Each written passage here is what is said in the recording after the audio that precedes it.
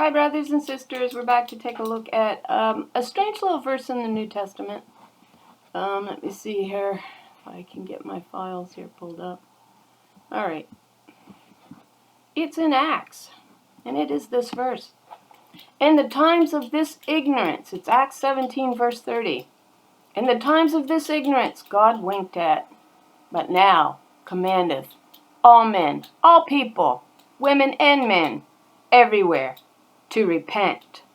So what's the time of ignorance? Do you suppose if we go in and pull up some of the words here, it might give us a better understanding of what's in view here? So the word we're going to look at, ignorance, 52, the time of ignorance. It's a feminine noun. Look at that. Strong's Greek 52, noun, feminine, ignorance, inadvertence. Sometimes with the idea of willful blindness. When I think of that, I think of those women in Timothy. I think it's 2 Timothy. It says, always learning but never ever coming to the knowledge of the truth. And women who are led away by sins and lusts. I think it's something to that effect. Well, you know what the lust is? The idea that she needs to bow down at the feet of a loving man to be saved. That's the lust that she is led away by. And this is the time of ignorance, feminine. We'll scroll down. Want of knowledge. Ignorance, especially of divine things. Truly, you are truly ignorant if you think God is male, male, male. There is something wrong with your thinking. You are willfully ignorant on it. Ignorance, from egnoe. I don't know how to say that word. It's a Greek word. Ignorance, properly, the quality. Ignorance, yeah, the quality of it. You know what the quality is of it? It's a willful. It's a willing ignorance. It's not one that makes an ounce of sense in why you should be in that ignorance. Because God reasons and makes sense. It's not a he. But you are willingly led away by your own lusts. That's what it says. Let's pull that verse up. I wasn't going to, but let's pull it up. Verse in Timothy. Let's see. Yeah. Women led away by their own lusts. Let's pull that up. 2 Timothy 3, 6-9. For of this sort are they which creep into houses and lead captive. What was it before? Men of old ordained for this. For of this sort are they which creep into houses and lead captive silly women, ignorant women, laden with sin. Who laid the sin on them? In the Old Testament, we find it in, where is it? Lamentations 2.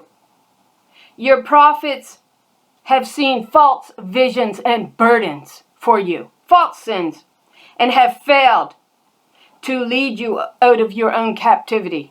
And you are captive by your own willingness, your own ignorance, your own lust, and led captive silly women laden with sins, led away with diverse lusts, various lusts, ever learning, and never able to come to the knowledge of the truth. But they will sure pick at the ones of us who are willing to come to that knowledge. They will surely pick at you for it. Make no mistake about that. So, here we have God winks at this time of ignorance. What's the time of ignorance, do you suppose? Just, Let's go back here. Having overlooked it. I overlook. I take no notice of this ignorance. I will disregard it.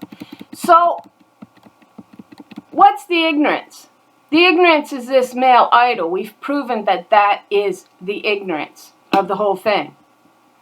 And what does it say when we hit, I've got the words here pulled up, so I got to back out.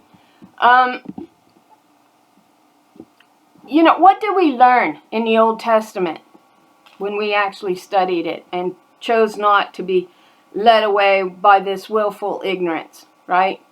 Choosing instead to look around, open my eyes and realize that what they were telling me off the pulpit made not an ounce of sense when it came to the woman's part in the whole thing. And God. It didn't make no sense to me. It never will reason out, never. And once we understood that it did not reason, we began to dig in the Old Testament. I don't believe it's just me with this spirit upon me. But we know that the portion of these daughters is very different. This is one thing I'm slowly coming to learn of myself. Our portion is very different. The portion of these daughters, the new branch that is pulled out to represent the daughters of Israel, is a very different portion. And that portion is wisdom. That's the portion of the spirit that they will carry upon them. The spirit of wisdom. And so I was asking the spirit some questions because, you get frustrated. And the spirit said, well, if my spirit, I have bequeathed you a portion of my spirit, wisdom. What does that mean, wisdom? Well, it has the idea to be old. To be of an old spirit in some ways. And when she bequeaths that spirit upon you, you are one of the older ones on earth, according to that, with that spirit upon you. That portion is different than the rest. So if that portion is an older spirit, a spirit that is very learned, and that portion is bequeathed unto us, that portion of wisdom is bequeathed unto us, as these newborn daughters, she has chose us herself for herself. If that portion makes you an older spirit in nature, one willing to learn, and then she places that upon you, then what are the rest considered? They are considered the young, the unlearned. So if you're old and learned, and that's your portion, then the spirit that rests upon you is saying, you must teach the young that spirit. And so that was a question that I had within myself, and slowly the Spirit has been answering these questions for me. So we understand the portion upon these daughters is very different. It begins to, when you open your eyes, you begin to see so many things that the others around you just cannot see. And you begin to ask that question, why is it that I can see these things so clearly, and nobody else around me seems able to see them? And that's when she said, because the spirit that is placed upon you is a very different portion, is a portion of wisdom. And that means that she's given us the ability to reason and put things together. And as a spirit of old, this spirit is considered an old spirit. It's considered, eternal, all spirits are.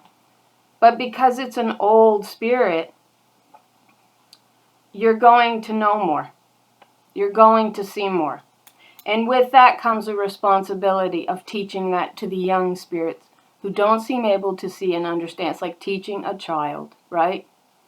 And I said to her, well, they're clearly not, so far to my perspective, and that's not always a right perspective, it don't seem like any of them's interested. And she says, give it time.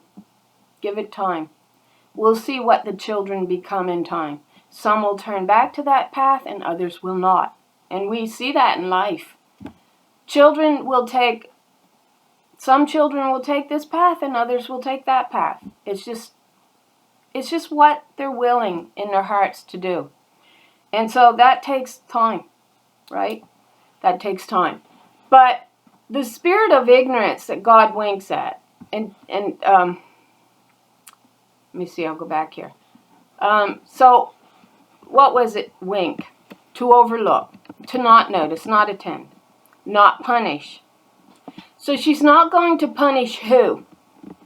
If the ones who are in ignorance are these daughters, which is defined as a feminine noun, ignorance, a willful ignorance, then what did she wink at? What time does she overlook on these daughters that she chooses out for herself, her new branch, to place her spirit upon? She's overlooking a time of sin when they were down at the feet of an idol. And how can we back that up? Easy.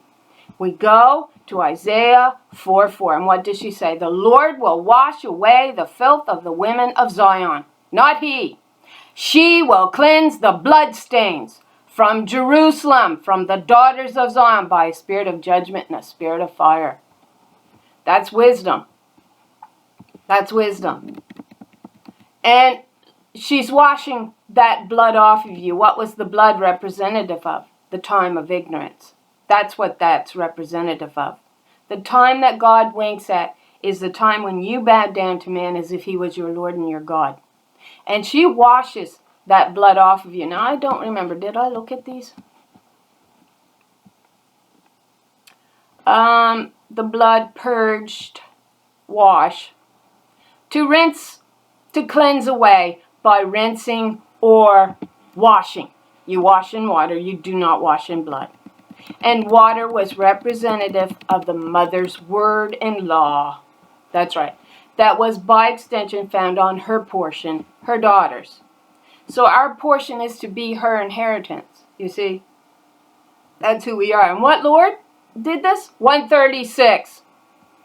The spirit of daughter Zion herself is the one that will wash away the blood and the time of ignorance that God winks at and forgives these daughters for bowing down to. They are the first portion took out. Their portion is not like the rest, as you have the spirit of wisdom sitting upon you, which is eternal, it is everlasting, and these daughters must be taught the truth of God, which they learn through hard work. You don't learn it just by sitting on your butt and doing nothing. You are chose out because you begin to question things. You begin to open your eyes and you call out from your heart, from your spirit unto God. And she sees you. She says, now I will turn back to my daughters. When she sees that happening in the earth. But these are the first portion removed. Their portion is not like the rest. Their portion is to teach the rest, who are of a young spirit, which is why you will oftentimes look around and cannot understand why they cannot open their eyes and see more. Which is the first step of being part of that branch, being willing to open your eyes. When she sees that, then she places that spirit upon you and your willingness to learn. So she washes away, she bathes away the blood off of you. The water is symbolic of her law, of her word, so she does it with that. And what does it say in the book of James? They want to credit Jesus with this. Well, the word they actually apply there is the actual childbirth. So it's not Jesus. It is our mother. And this is what she says. See, in James. So, Jude, John, going backwards here. Okay.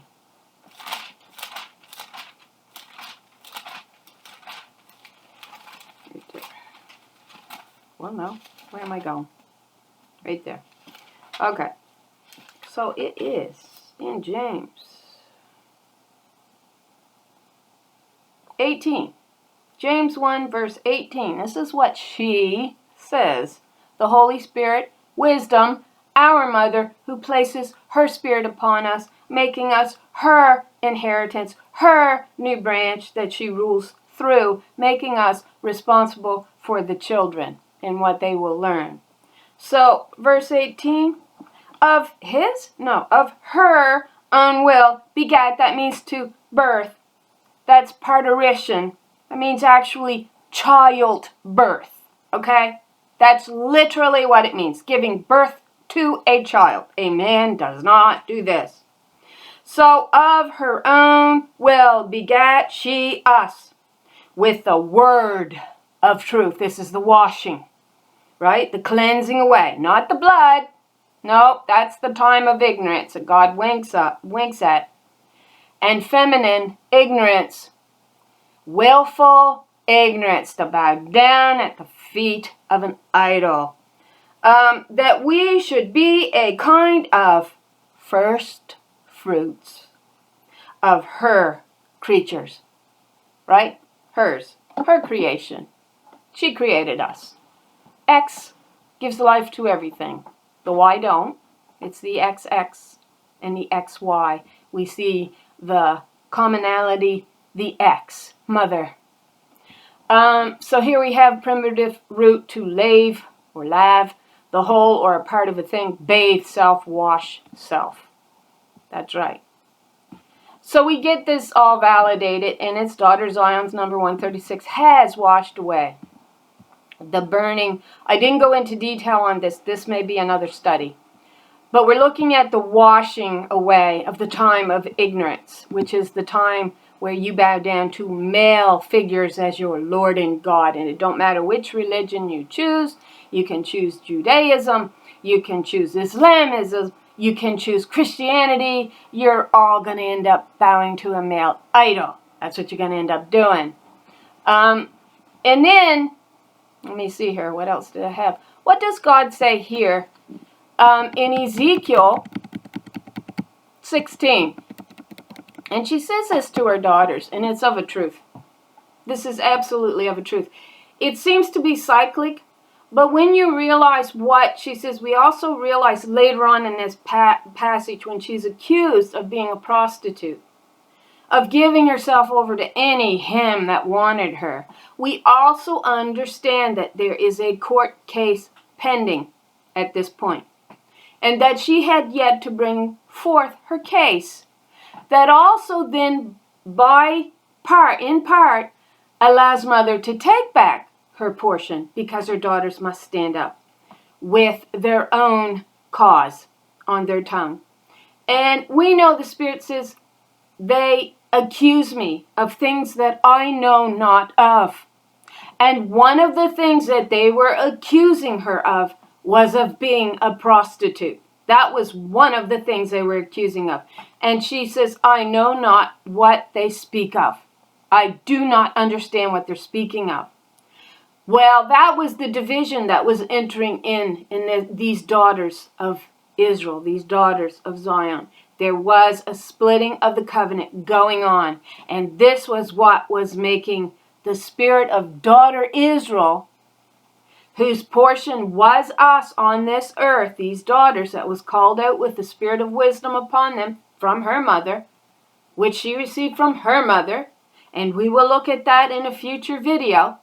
And it's proven that that's exactly what we're seeing.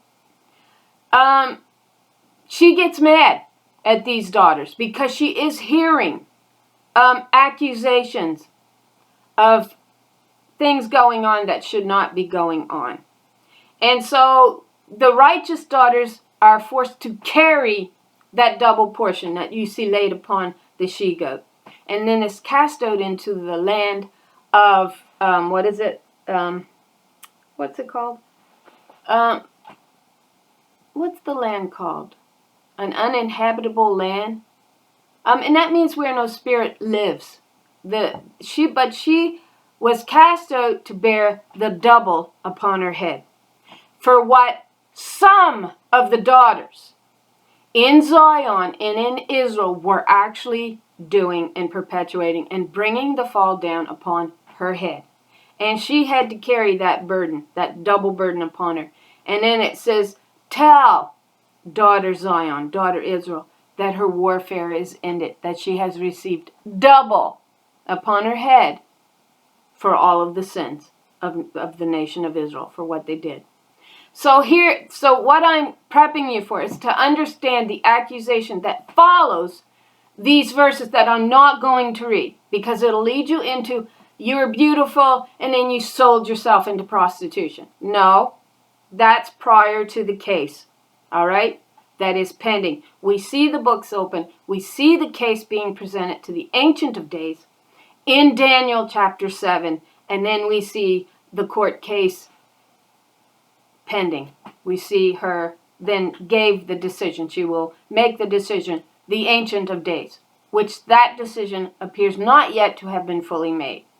So in verse 5 it says, she says, now they want you to believe this is a man who saw us. Yeah, this is a man. Sure it is. No, this is our mother. And this all lines up with the aspects of a mother and what she will do for her children. especially her daughters, because she sees herself in her daughters, and she understands what her daughters go through more than possibly anybody else on the face of the planet. Even those who are going through it don't seem to understand it. So, verse 5, none I pitied them to do any of these unto you, to have compassion upon you, but thou wast cast out in the open field to the loathing of thy person in the day that you were born. And she was the cornerstone, the foundation stone, rejected before the foundation of the world. She was the virgin lamb, rejected. And so we get the birth here. We'll read, no one cared enough about you to do even one of these things out of compassion for you. But you were thrown out into the open field because you were despised on the day you were born. And we get those verses where she says, they are speaking things against me. They are bringing things down upon me, and they have no reason to do them. They are without cause to bring these wicked things down upon my head, and yet they are doing it. And so she says, but you were thrown out into the open field because you were despised on the day that you were born. These women, this daughter Israel, I passed by you and saw you lying in your blood. You see that? Blood is representative of a violent system. We also see this nonchalant attitude. Cast the baby aside. Who cares? We see that in the beast system is the understanding. I passed by you and saw you lying in your blood, and I said to you, as you lay in your blood, live. Yes, I said to you, as you lay in your blood, live. Live, my daughter. Receive the washing. I am willing to adopt you back into the family of God once again. I passed by you and saw you lying in your blood, and I said to you, as you lay in your blood, live. Yes, I said to you, as you lay in your blood, live. I made you thrive like plants of the field. You grew up and you matured and you became very beautiful. Your breasts were formed and your hair grew, but you were stark naked. You were in sin. You're in sin of being willfully ignorant right now. You're under a law system, a beast law system written by men that are designed to keep you down, to hammer you down, to make you feel small, to make you feel less. It's all based on your muscles in your arm. It's not based on anything more, such as the brain, the mind, the thinking. No, all you are is just a body. That's it, according to these men. And all that's of any value is their muscle in their arm. Just like you don't have any muscle or physicality to you except sex, sex, sex. That's it. That's how a man thinks.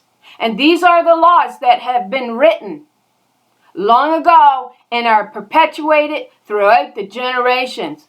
So she said, you're living in blood. And the time of ignorance, I wink at it.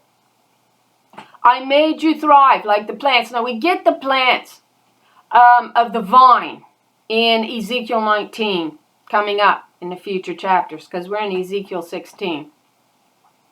I made you thrive like plants of the field. You grew up and you matured and became very beautiful. Your breasts were formed and your hair grew, but you were stark naked. And so we get her, I will rebuild you again, O daughter Zion, right? So we have time issues here that we're looking at, right? It's almost like it's cyclic. It seems like it's cyclic. But yet we get, at some point, this term, everlasting. You will stand for eternity. You will stand for eternity when I have done all of these things for you. So it's almost as a learning process. It's also her standing up for herself, learning to stand up for herself, learning to present her court case. And she says, I didn't do these things that they're accusing me of. And then we see the dominion returned back to her. And God, that means God has received her back into the family of God. She has adopted her. She says, this day may you declare, this day have I begotten, birthed you, washed you as a kind of first fruits. So you grew up and you matured and became very beautiful. So we see her growing up. in Song of Songs 8 if you want to pursue that further. Then I passed by you and saw you, and you were indeed at the age for love. So she continues to grow. There, again, in Song of Songs, if you want to connect them, she begins to grow, and her breast becomes like tower. That means she's full of milk. Milk is what nourishes the children with the word of God, is what we're seeing. Now, when you get studying milk, the king's milk. Well, the king don't have milk. No, we don't. But they want to put everything a king. You see, and it doesn't reason out. It can get pretty twisted when you get looking at it. If you have any amount of understanding to you of what is going on in the earth and don't want to ignore it and pretend like, oh, everything's peachy keen. Nothing bad ever happens in earth. It's all good for you women. Yeah. So then I passed by you, and you were indeed at the age for love. So I spread the edge of my garment over you and covered your nakedness. That's a mother that does that. They want you to believe it's husband that did this. Yeah. No, this is a mother's love for her daughter, that she takes under her wing and she says, now you will be mine, and I will teach you the path that you are to walk in, right? And this path is akin to protecting yourself from a savage system that will go after the women like they're nothing more than property, which is the system we're in. I pledged myself to you. When we look the Lord up in this chapter, again, it's going to give you number 136. It is daughter Israel who makes a covenant, meaning we are her inheritance. We become her scepter, that spirit comes upon us and she rules through. And that is wisdom. And she is made in her mother's image. So, in a sense, we become the daughters of Israel, the daughters of Zion. She chooses us out once again. And you became mine. That means she places her spirit upon us, right? This is the declaration of the Lord God. I washed you with water. I rinsed off your blood, and I anointed you with oil. I gave you a purpose. You have been gave a purpose. This is what clothes us.